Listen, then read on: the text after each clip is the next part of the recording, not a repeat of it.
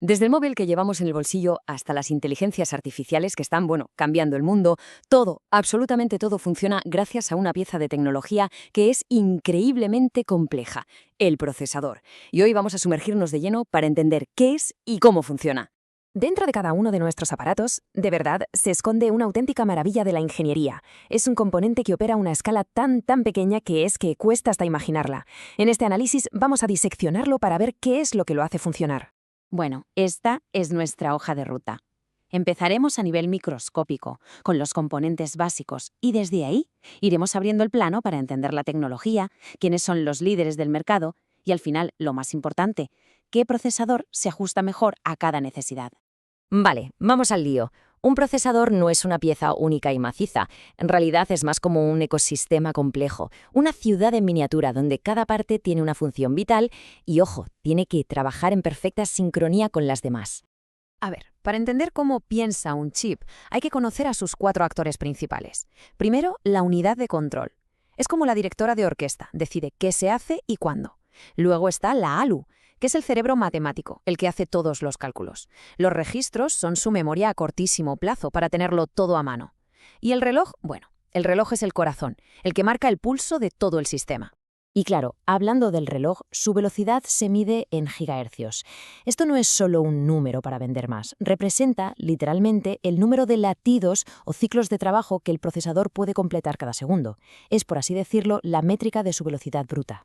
Y para que nos hagamos una idea de la burrada que es esto, un procesador a 6 GHz hace 6.000 millones de operaciones básicas por segundo.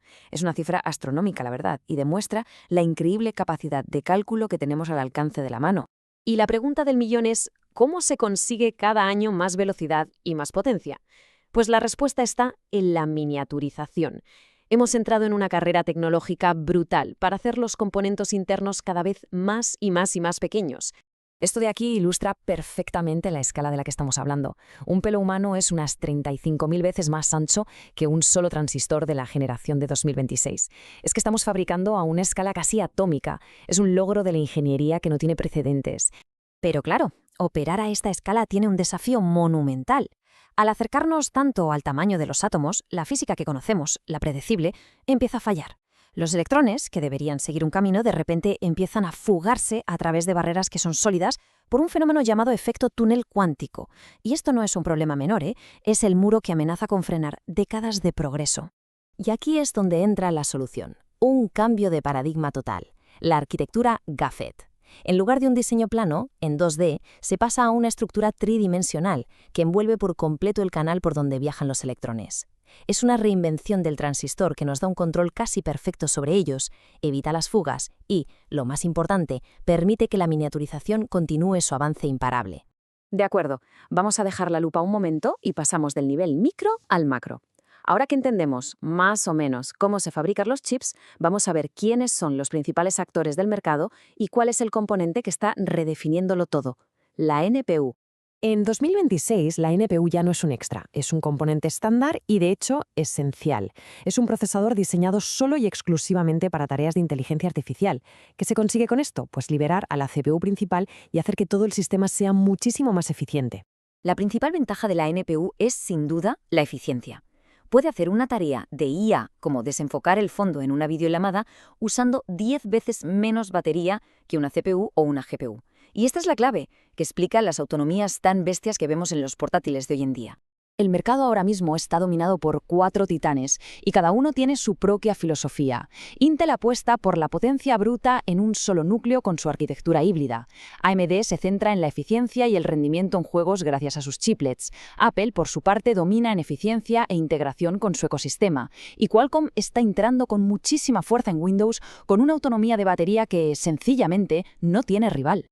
Bueno, con todo este conocimiento en la cabeza, llegamos a la parte práctica. Vamos a traducir toda esta información en recomendaciones concretas para elegir el procesador perfecto según el uso que se le vaya a dar.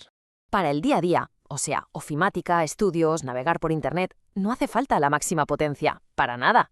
El software normal, como un navegador o una hoja de cálculo, está optimizado para usar poquitos núcleos de forma muy eficiente. Por eso, con un procesador de 4 a 6 núcleos, vamos más que sobrados para una experiencia totalmente fluida, asequible y además con un consumo bajo. Ahora, para la mayoría de gamers y creadores de contenido, el punto ideal está en los 8 núcleos. Aquí es donde se encuentra el equilibrio perfecto. Los juegos modernos y el software de streaming ya saben cómo aprovechar todos esos hilos de trabajo y ofrecen un salto de rendimiento brutal. Esto permite, por ejemplo, jugar y retransmitir a la vez sin ningún problema. Luego, claro, están los profesionales, gente que trabaja con renderizado 3D, compilación de código o vídeo en 8K. Aquí la cosa cambia. Para ellos, el tiempo es oro, y el software está hecho para que cada núcleo extra reduzca directamente el tiempo de espera. El objetivo aquí son 16 núcleos o más, donde las gamas altas son los reyes indiscutibles. Y aquí, a modo de resumen, tenemos a los campeones de 2026 por categoría. AMD domina en gaming y en equilibrio general con sus modelos X3D. Intel se lleva la corona en productividad pura gracias a la velocidad de su Core Ultra 9. Y Apple, Apple sigue siendo el rey de la potencia profesional en formato portátil. Aunque la tecnología de hoy en día es asombrosa, la innovación no para. Estamos llegando a los límites físicos del silicio, pero la industria ya está mirando hacia el futuro, con tecnologías como la computación óptica, que usa luz en vez de electrones, o la computación cuántica, que promete ser una revolución total. Así que para terminar, una pregunta que resume el gran dilema del mercado actual. Si el dinero no fuese un problema, ¿se optaría por la flexibilidad y la potencia bruta de un PC montado por piezas con Intel o AMD? ¿O por la eficiencia y la integración total del ecosistema de Apple y la arquitectura ARM? La respuesta en realidad define el futuro de la computación personal.